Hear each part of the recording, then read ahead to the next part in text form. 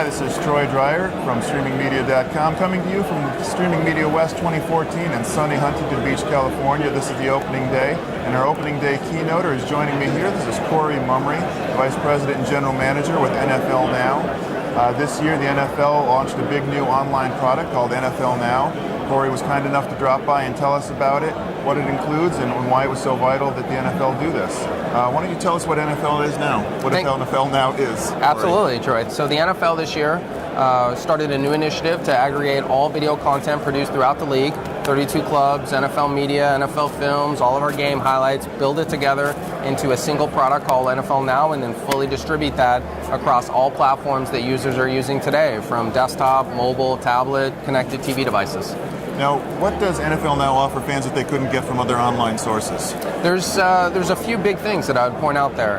Number one, all of the content in one place is important. It includes, like I said, the clubs, so there's a lot of behind-the-scenes content that the clubs are producing, whether it's training camp, player interviews, coach interviews, press conferences, things like that. Pull that together with game highlights and a lot of the footage that we're producing around games, and then editorial content that we're producing within NFL media, as well as films, which is more long-form content, Hard Knocks, other content series that your fans would definitely recognize. Pulling that together into one platform is number one. This is the first over-the-top video product for the NFL that includes all video content. And then number two, again, video fully distributed. So whatever connected TV device your fans use, they can get NFL Now on. So that's Xbox and Apple TV and all the rest, as well as mobile, and just pulls it all together and provides a personalized video experience that is geared towards what the user is most interested in. So that could be a favorite team, if they play fantasy, they're fantasy players, just whatever they're interested in around the NFL, pulling in all this content on all these different platforms. It sounds to me like personalization is really the key element that drives this. I mean, you said that you add over 1,000 clips in some days, and then people can't possibly find all the clips they're interested in. So how do you personalize and give people what they need? Absolutely. Personalization is key because there is a lot of content. We're producing thousands of clips on some days, like you said, especially around Sundays when we're producing 500, 600, 700 highlights for a given day.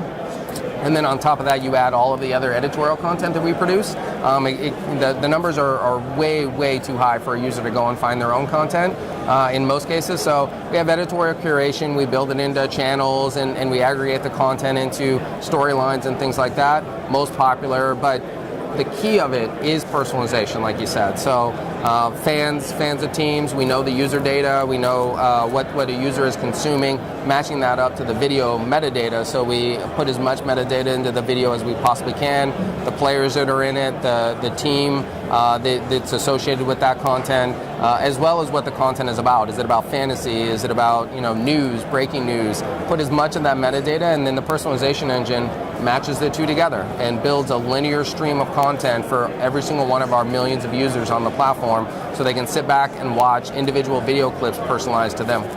Now, you guys aren't taking a hard line in monetization in this inaugural year, right? You're doing some experiments, you're seeing what works. What type of things are you experimenting with? That's right. I mean, 2014 was certainly a year of just experimenting to see what would work on the platform. We have long-form content, like I mentioned, films, Hard Knocks, A Football Life, many other series that your fans would recognize. So that is premium content, we feel. We feel it's kind of that archive of NFL that we feel is users would pay to access, as well as our highlights experience, which we packaged into the pay to access premium part of the package.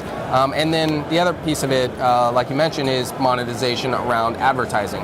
Obviously, we have a lot of league level sponsors and media industry representatives that want to be part of NFL Now, want to be in front of our users that are very passionate about video. Obviously, video advertising is growing and is incredibly important to all marketing campaigns. So given that this is a video-focused product, video advertising is key to it as well. So 2014 was all about testing in terms of where do we deliver ads? Is it when the user first watches their first video? Do we wait, see how users respond? Obviously looking at all the data and the metrics around how users are interacting with the platform. And we made adjustments adjustments throughout the year. We would deliver less ads or more ads and see how users would respond, deliver less ads to maybe premium users, more ads to free users, and just again taking in all the data and then making decisions, and we're pouring through everything now and getting ready for 2015. Can you share with us some things you've learned about ad loads? What is the right level of ad and where should ads come for the optimal user experience? Yeah, I mean, first off, it depends on platform. So the mobile experience, specifically the duration of the ad, 15 seconds is really kind of the sweet spot that we've found. And I will also say that the users understand. They understand that if it's a free platform, that ads are part of the free experience, and it's premium content that they're watching. Whether it's from a club or NFL produced content, they want the content. They're going to watch an ad. I think they're in today's digital age, they understand that there's going to be ads. It's just understanding where they fit in and where users are comfortable with watching the ads and keeping obviously the user on the site and giving them a fun, enjoyable experience. And so the duration of the ad is 15 seconds, especially on mobile. You can go a little bit longer on desktop at times. And then where you place the ad. Putting it in front of that first view maximizes exposure, but obviously impacts the user experience. So we need to be careful with what we do there. But if you put it deeper into the content consumption, then a lot of users won't get to the ad. So there's that sweet spot that we're kind of measuring right now. And we'll make more decisions for 2015. What other changes on the site do you think you might make for the 2015 season?